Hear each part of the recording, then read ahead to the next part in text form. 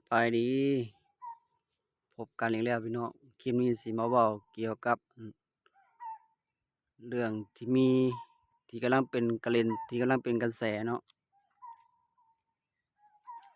บางคนก็เว้าไปอยู่บอนต่างประเทศแล้วได้รับได้ดีเนาะก็ดูถูกดูแคลนประเทศชาติบ้านเมืองตัวเองเนาะบ่แม่นเว้าหรอกพี่น้องเฮาหาเงินอยู่ไสเฮาสร้างเนื้อสร้างตัวเฮาหาอยู่ไสมันก็ได้อยู่หั้นอันนี้มันก็เป็นเรื่องธรรมดาเนาะเฮาหาเงินทำมาหากินอยู่บ่อนหนึ่งสิให้มันได้ดีอยู่บ่อนหนึ่งเฮาบ่ได้ทำมาหากินอยู่ประเทศชาติบ้านเมืองตัวเองแล้วเฮาก็ไปสร้างเนื้อสร้างตัวไปหากินอยู่ต่างประเทศมันก็ได้รับได้ดีอยู่ต่างประเทศแต่ว่าเฮาสิมาเว้าว่าประเทศตัวเองจั่งซั้นจั่งซี้เจ้าออกจากบ้านจักปีแล้วบ่แม่นคันเราเว้าไปในทางที่ดีมันก็โอเคเนาะเฮารักประเทศใดก็บ่มีไผห้ามเราหรอกเนาะดีแล้วรักประเทศเพื่อนบ้านน่ะแต่แนมว่าเฮาอย่าไปซังประเทศเพื่อนบ้านเนาะอย่าเฮ็ดให้เขาเห็นขี้ผึ้นเนาะเฮาอยู่ไสก็เคารพนับถือกฎระเบียบกฎหมายบ้านเมืองเพิ่นนั่นดีแล้วเนาะสิ่งที่ข้อยออกมาเว้าอันนี้เราหาเงินหาคำมาสร้างเนื้อสร้างตัวอยู่ไสมันก็ได้อยู่หั้นเฮาก็อย่าเว้าดูถูกดูแคลนประเทศตัวเองก็พอเนาะคือข้อยก็ถามว่าข้อยอยู่ไสข้อยก็อยู่ต่างประเทศเด้เดี๋ยวนี้ข้อยหาเงินอยู่ประเทศไทยพี่เด้อแต่ข้อยก็บ่เคยลืมบ้านเกิดเมืองนอนตัวเองข้อยลงมานี่หลายปีแล้ว10กว่าปีข้อยลงมาตั้งแต่อายุ19ปีเนาะขึ้นเมื่อ2เทื่อขึ้นเมื่อประเทศลาวแค่2เทื่อแล้วก็กลับลงมาอยู่ต่อไปอีกสิแม่นนับรวมๆกันได้ก็โอ้20กว่าเลยเดะ20กว่าปีข้อยยังบ่ลืมบ้านลืมเมืองตัวเองเฮาหาเงินอยู่พี่ได้อยู่บ่อันนี้ข้อยสิมาแชร์ประสบการณ์ให้ฟังเนาะข้อยสิมาเว้าได้อยู่ต้องได้พี่น้องบ่ได้ประมาทดอกเฮาบ่ได้ว่าอวดอ้างผู้ใดดอกได้อยู่พอได้กินได้ใช้ไปนั่นแหละก็เฮาเฮ็ดงานเราก็ได้เงินนั่นนะเราก็ได้อยู่หั้นบ่ได้หลวงหลายๆดอกทำทุกอย่างนี่ยางก็กรีดยางพร้อมฮอดยามโยงทุเรียนก็ไปโยงทุเรียนรับจ้างเขาไปเหมาเป็นรายต้นก็พอได้ใช้ได้สอยแหละพี่น้องพอได้ใช้อยู่พอได้แบ่งเบาภาระถามว่าสิมีอยู่มีกินบ่มันก็มีอยู่แต่ว่ายังบ่สามารถสร้างเนื้อสร้างตัวได้อย่างถาวรนะบางคนเนาะมาอยู่ตั้งแต่ลูกน้อยๆจนว่าลูกเป็นบ่าวเนาะ20กว่าปีเพื่อสิตั้งปักหลักปักฐานได้เพื่อสิสร้างเนื้อสร้างตัวได้อบออมนี่แหละประหยัดอันก่อนมาฝ่ายตรงข้ามอะนี่ผู้เขาหาเงินอยู่บ้านเฮาอะเขาก็บ่ได้มาหาอยู่พี่แต่เขาอยู่บ้านเขาก็คอยเก็บคอยหาไปเล็กๆน้อยๆหั้นนะเฮ็ดเวียกตัวเองไปนำแหน่หาเงินไปนำแหน่พอได้ใช้ได้สอยใช้เหือแรงตัวเองนั่นแหละเฮ็ดก็ได้ฮอดยามนาก็เฮ็ดนาฮอดยามหาเงินก็หาเงินเพิ่นโลดเก็บแล้วออมไว้เพิ่นโลดอยากได้หยังเพิ่นโลดซื้อไว้แนวที่ว่าเป็นเครื่องที่ว่าปลูกสร้างสิเฮ็ดเรือนบ่เพิ่นก็สิสะสมอุปกรณ์มาไว้เทื่อละน้อยเพิ่นได้เงินน่ะเพิ่นซื้อไว้สุดท้ายแล้วเพิ่นอยู่บ้านนั่นเฮาผู้มาอยู่พี่หาเงินได้เป็นกอบเป็นกำว่าสิเหนือกว่าเพิ่นผู้อยู่บ้านมันบ่ส่ำเพิ่นเพิ่นได้เวียกนี่เพิ่นได้หลายทางเนาะไร่นาเพิ่นก็ขยายออกไปเรื่อยๆเพิ่นเฮ็ดสวนไปนำบางทีเพิ่นก็ปลูกมันปลูกยางพาราเนาะ อีก5-6 ปีก็พอกรีดได้ยางเพิ่นว่านี่ เพิ่นโลดขายกรีดยางเพิ่นโลดเพิ่นบ่ได้รับจ้างไผบัดนี้เพิ่นกรีดเองขายเองเพิ่นแฮงได้ไวกว่าเฮามารับจ้างอีกบาดนี้คันเฮามีที่มีทางอะพี่น้องเอ้ยคันเฮาพอมีทางไปทางหาน่ะหาอยู่บ้านเฮาดีดีกว่านี่แหละเฮาเวียกเฮาเองก็ได้ฮอดยามดำนาฮอดยามเฮ็ดนาก็เฮ็ดฮอดยามเฮ็ดหัวเฮ็ดสวนเราก็เฮ็ดปลูกเครื่องปลูกของไว้ฮอดยามมันเก็บผลผลิตเราก็ได้อยู่เดะเขามารับจ้างอยู่พี่อ่าได้เงินแต่บ่ได้งานเฮาสิใช้ผากเงินมาให้เขาเฮ็ดให้แล้วอะเราล่ะมีแต่จ้างเราสิจ้างส่ำใดเราสิกระเป๋าตึงส่ำใดภาษาเรามารับจ้างหมู่มันก็ได้พอประมาณเนาะมันบ่ได้หลวงหลายๆพอพิลึกปึงหนาดอกเราก็2-3 เดือนเราก็เก็บได้เป็นหมื่นเป็น20,000บัดค่าบ่อนเราจ้างหมู่นี่ซะจ้างทุกอย่างเลยคันเราบ่อยู่เนาะเราบ่ได้เฮ็ดเนาะจ้างคนดูแลจ้างผู้อยู่ใกล้แล้วเบิ่งแยงให้ใช้เงินใช้คำเด้อพี่น้องเอ้ยสู้เพิ่นอยู่กับที่บ่ได้บัดเราขึ้นเมื่อเงินเราก็หลายอยู่ดอกคันผู้สะสมได้ก็ดีคือข้อยนี่บ่ปานใดข้อยผู้สะสมได้เป็น2-3แสนก็เฮ็ดเรือนบ่เฮ็ดเรือนอยู่งามๆก็ไล่แต่เรือนนั่นแหล้วสิมีหยังเนาะเงินคำบ่มีเฮ็ดเรือนแล้วเงินก็เบิดเจ้าก็บ่มีเวลาอยู่เรือนคือเก่าเดี๋ยวเจ้าก็อยากลงมาอีกเจ้าเคยได้เคยหาเจ้าเคยใช้เงินนั่นเด้บัดนี้เดี๋ยวเจ้าก็อยากลงมาหาใหม่อีกเพิ่นโลด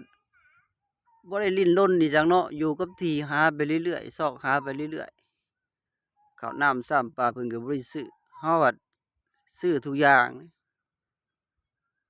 ความกินความอยากเดี๋ยวฮอดยามตอบเฮ็ดบัตรเฮ็ดเบอร์อีกบัดนี้ก็สิมาจะเอาครอบเอาครัวมานำสมมุติว่า2คนนั่นเนาะเว้าผัวเมียนี่พอข้อยสิเว้าให้ฟังเงินบ่ข้อยไปเฮ็ดบัตรแต่ละเทื่อ2 ปีต่อเทื่อหนึ่ง4 ปีต่อเทื่อหนึ่งแต่ข้อยลงมานี่รวมๆได้อ่าซื้อรถได้เป็นคันน่ะเฮ็ดบัตรรถจักรใหม่ๆก็ซื้อสดก็ใหม่ๆเนาะคันหนึ่ง7-8 หมื่นนะรถแล้วตามรุ่นมันเนาะรุ่นแพงๆนี่ก็เกือบแสนเป็นแสนน่ะเฮ็ดบัตร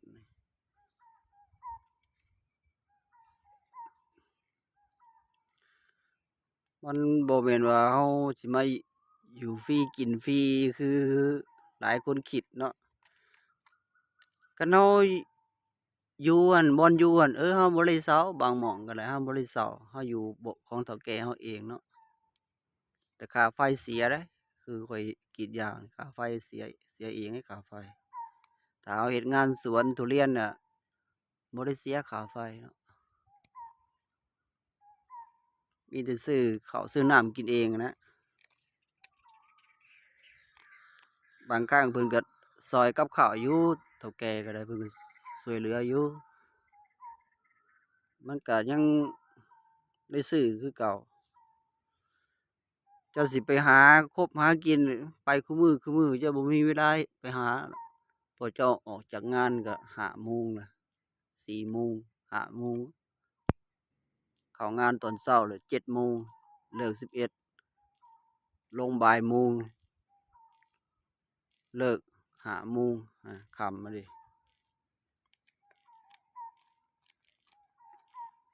คันลงงาน8 โมงบัดเลิก12 โมง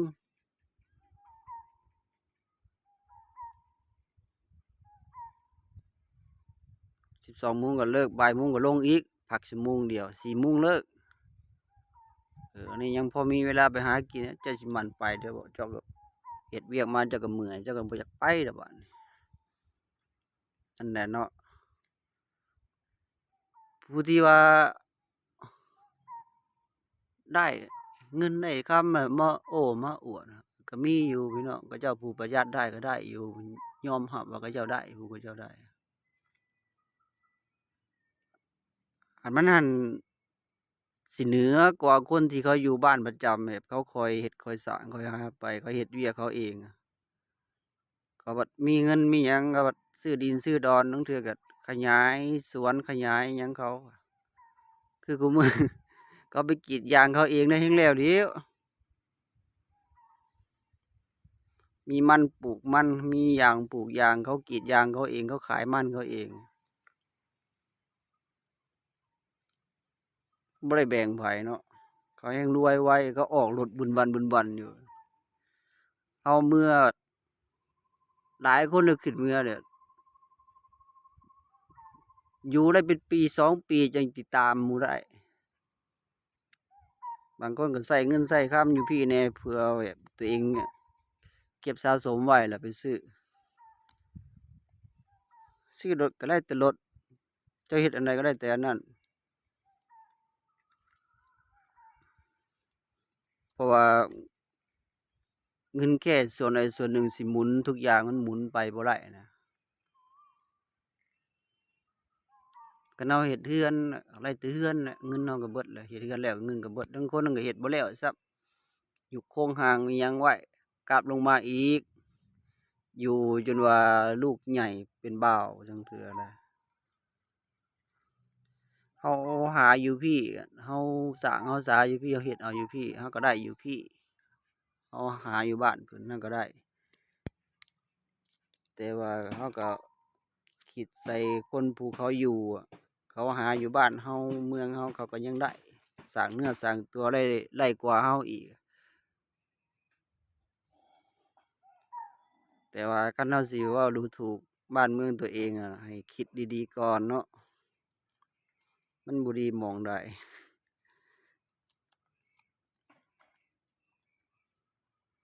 คันเว้าเรื่องถนนหนทางหลายคนเว้าแล้วเรื่องถนนหนทางก็สิเว้าเติมอีกแต่ข้อยยังน้อยจังซี้ถนนทางเข้าบ้านข้อยแต่กี้แต่พ่อแต่แม่มันเป็นทางงัวทางควายซื่อเนาะเพิ่นเพิ่นไปแต่กี้ก็เพิ่นสิปลูกบ้านแต่กี้เพิ่นไปแบบนี้เพิ่นไปถางสวนพี่น้องถางสวนแล้วก็เฮ็ดปลูกเถียงให้เถียงนั่นน่ะเฝ้าข้าวเฝ้าอันนั้นก็ยังก็ปลูกแต่ข้าวแต่กล้วยแต่กี้บัดนี้มันหลายคนมาอยู่ประมาณ2หรือ3คนน่ะมาอยู่มาถางออกนั่นเดินน่ะเขาเจ้าก็ปลูกเถียงใกล้ๆกันน่ะหนทางก็ย่างลัดไปมีแต่ทางหอมทางคนนี่แหละเนี่ยเพราะหอมทางคนเที่ยวแต่เก่าเนี่ยทางล้อ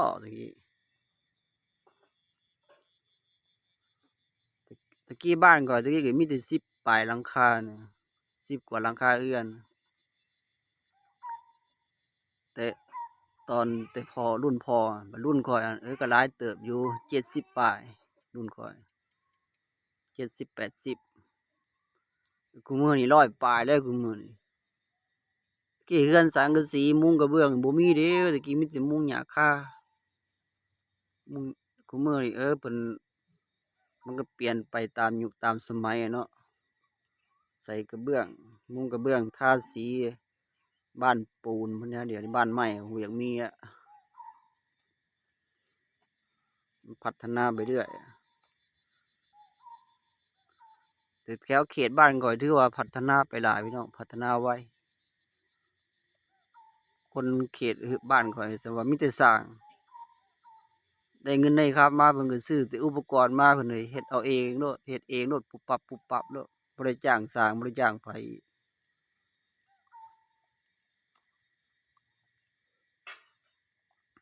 แบบว่าชุมชนบ้านข้อยแบบว่ามีแต่คนเก่งนะเรื่องเฮ็ดเรื่องสร้างไปเบิ่งหมู่เฮ็ดนี่เข เขาเบิ่งเทื่อเดียวเบิ่งเทื่อเดียวเท่านั้น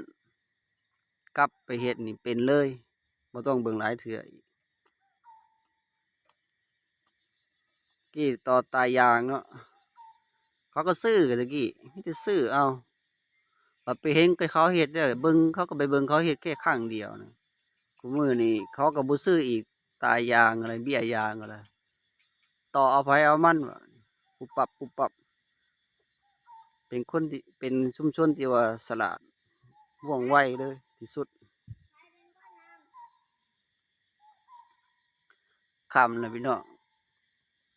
คลิปนี้ก็ยาวพอสำนี้เนาะเอาอำคลิปนี้ก็ขอจบพอลงสำนี้ก่อนเนาะเว้าก็อยากอาแหน่หน่อยหนึ่งพี่น้องบ่เก่งเรื่องเว้านำกล้องเว้าผิดเว้าถูกหยังก็ขออภัยเด้อพี่น้องเด้ออย่าลืมกด Subscribe หรือว่ากดถูกใจให้เด้อถ้าอย่าลืมกดติดตามไว้เพื่อจะได้เบิ่งคลิปอีกต่อไปเนาะขอขอบใจหลายเด้อ